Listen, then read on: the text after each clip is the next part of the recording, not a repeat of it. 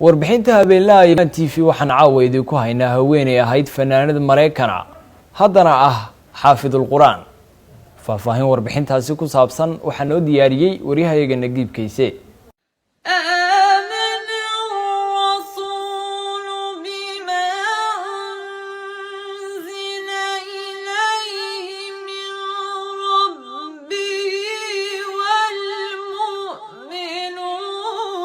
waxay ku lulqaynaysaa quraanka kariimka ah waxayna qaadatay diinta islaamka Jennifer Grout waxay dhalatay sanadkii 1990 magaalada Boston ee dalka Mareykanka waxayna ka dhalatay qoys ehel oo ah fanka da'deeda oo yar ayaa waxay baratay aaladaha muusikada waalidiinteeda ayaa ahaa kuwa tuma agabka muusikada ee loo yaqaano kamanka iyo piyaanada Jennifer Grout waxay muddo dheer ay ku heesi jirtay heesaha bulshooyinka Carabta waxayna tumista muusikada ay ku soo baratay jaamacad ku taala dalka Canada marar badan ayay fankeeda ku soo bandhigtay qaar ka mid ah dalalka Carabta quraanka kariimka ah ayay akhriyi jirtay ka hor intii aanay qaadan diinta islaamka iyada oo ka baranaysay hab dhawaqa xuruufta luqadda Carabiga sanadkii 2012 ayay Jennifer Grout safar ku tagtay dalka Morocco oo dhaca waqooyiga qaaradda Afrika intii ay ku sugnayd dalkaasi ayaa waxa ay go'aansatay barashada culumta diinta islaamka xilligaasi oo ay haysatay diinta Kristanka ilaa ay ka islaamaysay sanadkii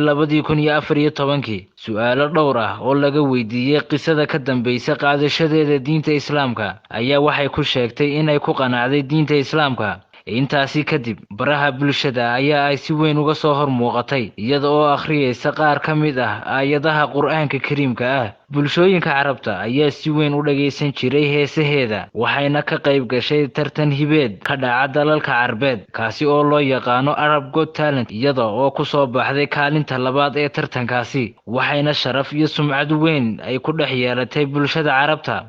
qisadeeda ah qaadashada diinta islaamka oo si weyn loogu hadalhayay baraha bulshada ayaa Jennifer Grout waxay isbarbar dhigtay diintii hore ee Kristanka ee ay haysatay iyo tan ay qaadatay waa islaamka ayaa waxa ay ku sheegtay in diinta islaamka ay ku heshay xasilooni iyo deganaan diinta Kristanka ilaa iyo diinta islaamka Nagiib Kayse MMTV Hargeysa